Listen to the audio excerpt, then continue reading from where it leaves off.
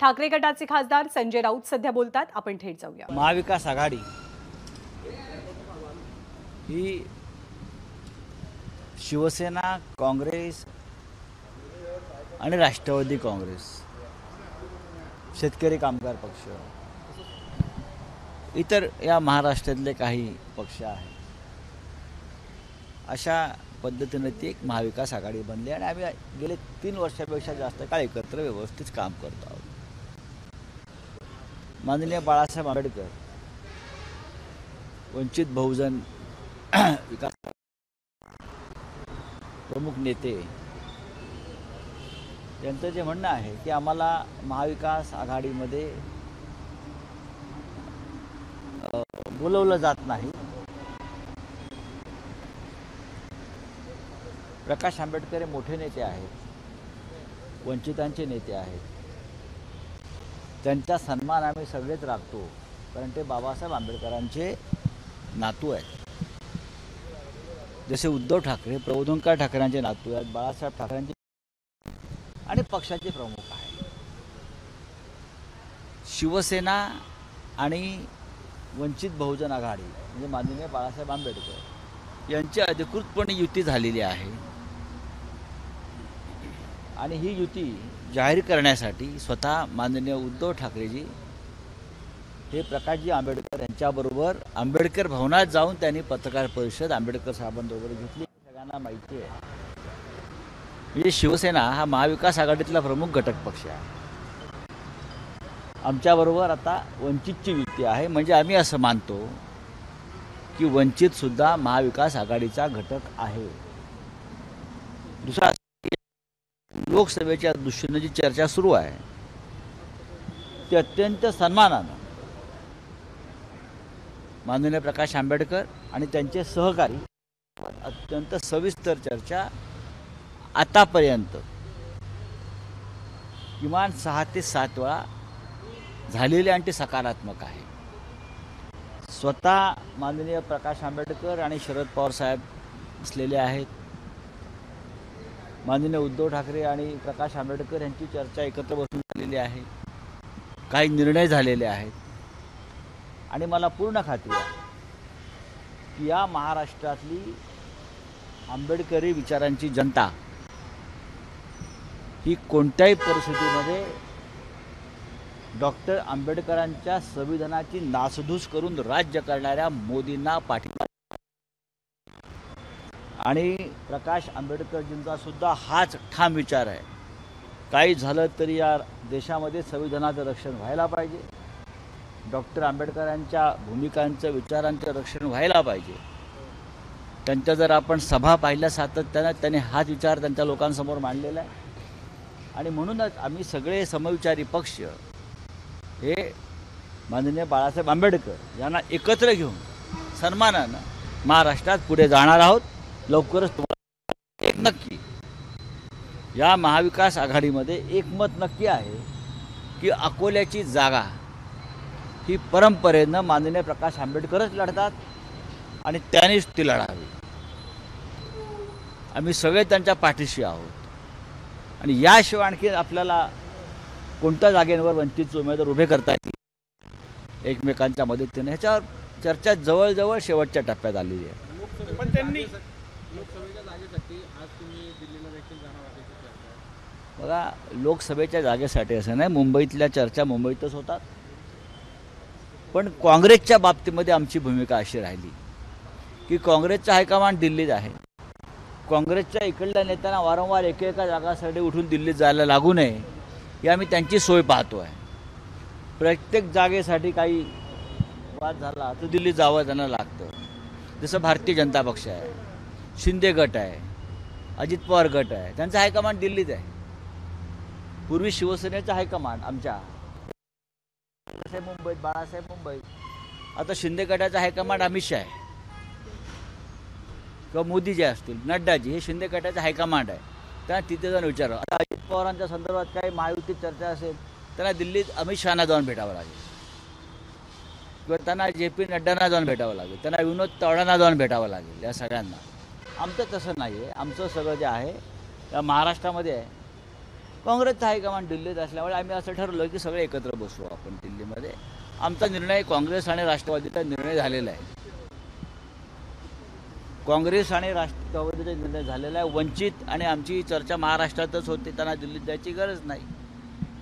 आम्ही परत शेवटी मुंबईतच बसायचं आहे आम्हाला. ही त्यांची सोय, आमची नाही. आमचं संपूर्ण काही राज्यातच आहे. पण दक्षिण मुंबईच्या जागेवर मिलिंद देवरा यांनी दावा केलेला आहे. कुठेतरी एक ठिणगी अजिबात नाही. कसल्या ठिणग्या पडतात? अशा ठिणग्या वगैरे पडतात का? दक्षिण मुंबईची जागा ही शिवसेनेचे खासदार अरविंद सावंत त्या जागेचं प्रतिनिधित्व करत आहेत गेल्या 2 टर्मपासून. हे गेले 10 वर्ष ती जागा शिवसेना लढते आणि जिंकते, हे आपल्याला माहीत असेल. पण मिलिंद देवरा पण त्या जागेसाठी मला माहीत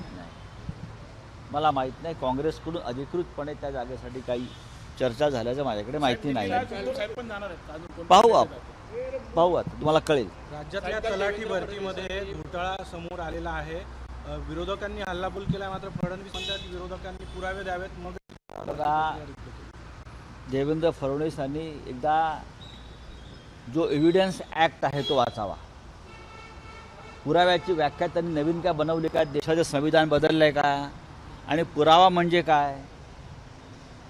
सत्य हा पुरावा असू शकत नाही का? सत्य हा सगळ्यात मोठा पुरावा असतो. जर संघ परिवाराला सत्य हा पुरावा वाटत नसेल तर त्यांनी ठिकठिकाणी नवीन कब्रस्थानं खोदावीत आणि तिथे सत्य पुरावं की आम्ही सत्य मानत नाही. एवढे शेकडो तलाठ्यांची तलाठी होणारी मुलं ते रस्त्यावरती उतरत आहेत. विरोधी पक्ष आवाज देतो आहे, पुरावे देतो आहे. त्यांना पुरावा म्हणजे काय हवं आहे हे समजून घ्या. हे इतके निर्लज्ज लोक आहेत सरकारचे, ते पुरावे मागत आहेत. अशा गोष्टीमध्ये त्यांना काय पुरावे हवे आहेत? उद्या म्हणतील महाराष्ट्र निर्माण झाला, हा पुरावा द्या. तुम्ही मराठी आहात, हा पुरावा द्या. अख्खा महाराष्ट्र लुटला जातोय, गुजरातला जातोय, पुरावा द्या. अरे डोळ्यासमोर तुमच्या लुटला जातोय. तुमच्या डोळ्यात क्या खाचा झाल्यात डोळ्याच्या. साहेब, काल देवेंद्र फडणवीस भाषणात असं म्हटले की 2019ला कट्टर पाठीत घुसली असा प्रयोग झाला. देवेंद्र फडणवीसांनी काल भाषणात उल्लेख केला 2019 साली. त्यांना आता आयुष्यामध्ये 2024 नंतर नाटकं, एकांकिका हेच करायचं आहे. दुसरं काम काय त्यांना?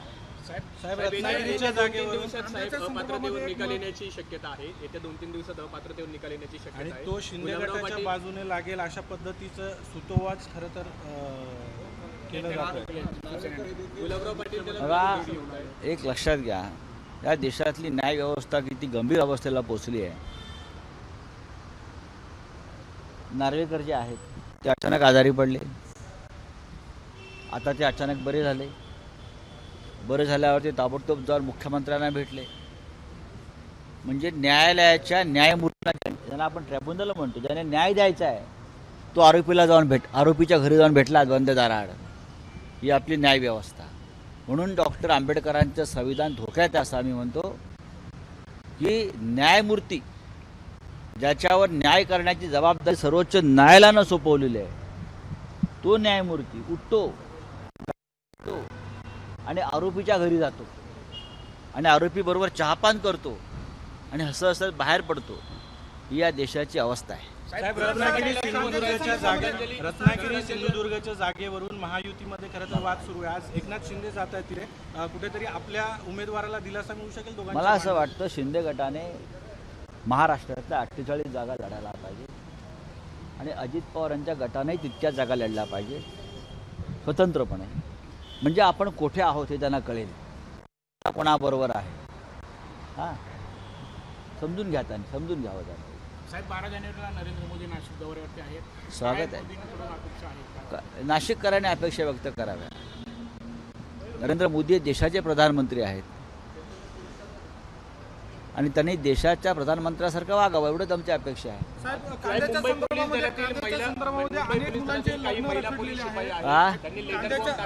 निर्यात बंदीमुळे अनेक मुलांचे लग्न रखडलेले आहे. शेतकऱ्यांचं मोठं नुकसान झालं. प्रधानमंत्री मोदी येत आहेत 12 तारखेला. आपण जे म्हटलं, प्रधानमंत्री मोदी 12 तारखेला नाशिकला येत आहेत. सगळ्यात मोठा कांद्याचा प्रश्न याच भागामध्ये आहे, उत्तर महाराष्ट्रात.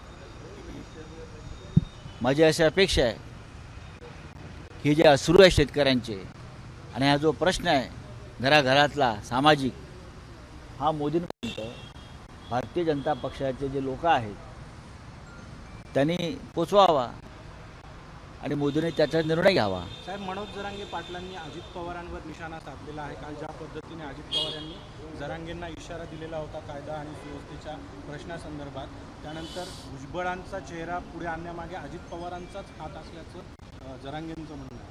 मला असं वाटतं की जरांगे आणि अजित पवार यांच्यातला जो एक संघर्ष चालू आहे त्याच्यामध्ये जरांगे उत्तरं देण्यास आणि आपली बाजू भक्कमपणे मांडण्यास समर्थ आहे. साहेब, आताच्या मुख्यमंत्र्यांना मानेच्या पट्ट्याची गरज नाही असं देवेंद्र फडणवीसांनी अप्रत्यक्षरित्या बरोबर आहे. त्यांच्या गळ्यात जो दिल्लीचा पट्टा बांधलेला आहे सध्या, मानेचा पट्टा हा एक आजार असतो. असे आजार अनेकांना होत असतात. अमित शाही आजारी असतात, मोदी आजारी पडू शकतात. पण त्या मानेच्या त्यांच्या गळ्यात जो दिल्लीच्या गुलामीचा पट्टा घातलेला आहे ना, तो महाराष्ट्राला वेदना देणार आहे. या राज्याच्या मुख्यमंत्र्यांच्या गळ्यात एक पट्टा बांधला आहे आणि दिल्लीत त्या पट्ट्याला खेळवत बसली. साहेब, मुंबई पोलीस दलातील काही महिला शिपायांनी तर प्रकाश आंबेडकरांसोबत सकारात्मक चर्चा सुरू आहे. अकोल्याची जागा वंचितच लढवेल, प्रकाश आंबेडकर लढवतील असं संजय राऊत म्हणत आहेत. दरम्यान राहुल नार्वेकर मुख्यमंत्र्यांना जाऊन भेटले. त्या भेटीवरती सुद्धा संजय राऊतांनी आक्षेप घेतलाय. याला पार्श्वभूमी आहे आमदार अपात्रता निकालाची. एबीपी माझा, उघडा डोळे बघा नीट.